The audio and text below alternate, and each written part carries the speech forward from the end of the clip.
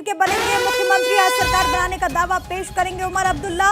3 सदस्यीय प्रतिनिधि मंडल एलजी मनोज सिन्हा से करेगा भेंट। 13 या फिर 14 अक्टूबर को सीएम पद की ले सकते हैं शपथ। इस वक्त की बड़ी जानकारी, नेशनल कॉन्फ्रेंस और कांग्रेस गठबंधन जो कि मिलकर के ये चुनाव लड़ी थी और बीते रोज ही यहां पर एनसी विधायक दल की बैठक हुई जिसमें उमर अब्दुल्ला को चुन लिया गया विधायक दल का नेता।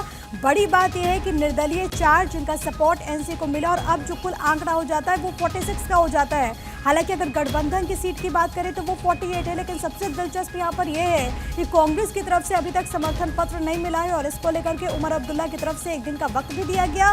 लेकिन अब जो बड़ी जानकारी है वो ये, क्योंकि बहुमत का आंकड़ा हो चुका है और अब जो टोटल अगर आप संख्या देखें तो वो 46 हो चुका है 4 निर्दलियों को ऐड ऑन करने के बाद। तो इसी वजह से आज सरकार बनाने का दावा पेश करने वाले हैं एलजी मनोज सिन्हा के सामने उमर अब्दुल्ला।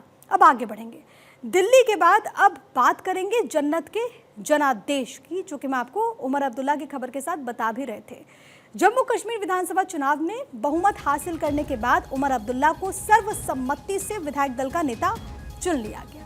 गुरुवार को नेशनल कॉन्फ्रेंस की बैठक हुई जिसमें उमर अब्दुल्ला के नाम पर मुहर लगी। जम्मू कश्मीर में 10 साल के बाद चुनाव हुए। विधायक दल का नेता चुने जाने के बाद अब यह तय है कि उमर अब्दुल्ला ही जम्मू कश्मीर के अगले चीफ मिनिस्टर होंगे। हालांकि उमर अब्दुल्ला इस बार केंद्र शासित राज्य के सीएम होंगे, ना कि पूर्ण राज्य के।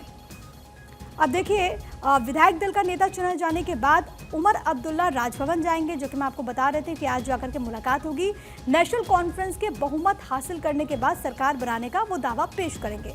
अब 95 सीटों वाली विधानसभा में नेशनल कॉन्फ्रेंस ने 42 सीटों पर जीत हासिल की है। अब ये 95 कैसे, क्योंकि 5 वहाँ पर जो उपराज्यपाल है वो उनके मनोनीत करने के बाद ये जो आंकड़ा है वो बढ़ करके हो जाता है 95। अब खास बात यह है कि 4 निर्दलीय सदस्यों ने समर्थन देने का ऐलान किया था।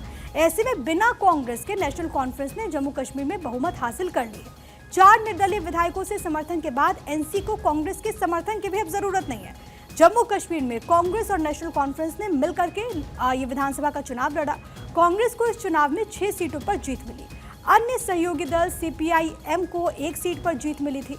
और अब नेशनल कॉन्फ्रेंस का विधानसभा में क्योंकि बहुमत हो चुका है, लेकिन उमर अब्दुल्ला ने कहा कि उनकी पार्टी को कांग्रेस के समर्थन के पत्र का इंतजार है और उसके बाद राजभवन जाकर के सरकार गठन के दावे को वो पेश करेंगे।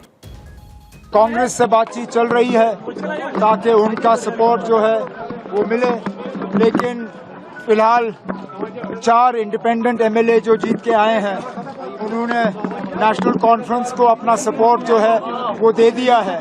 तो अब नेशनल कॉन्फ्रेंस का जो स्ट्रेंथ है वो 42 प्लस 4 इंडिपेंडेंट्स, सो 46।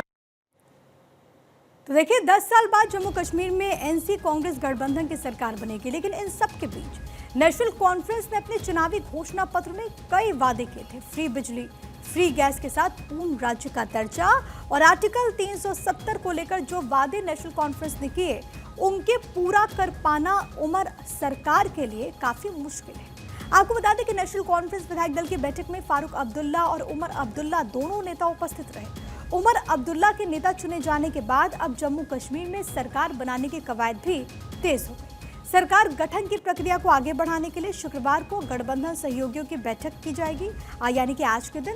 साफ है कि नेशनल कॉन्फ्रेंस इस बैठक के बाद सरकार गठन के लिए दावा पेश करेगी और खबर भी ये है कि जो 3 सदस्य हैं वो यहाँ पर जाकर के मुलाकात करेंगे।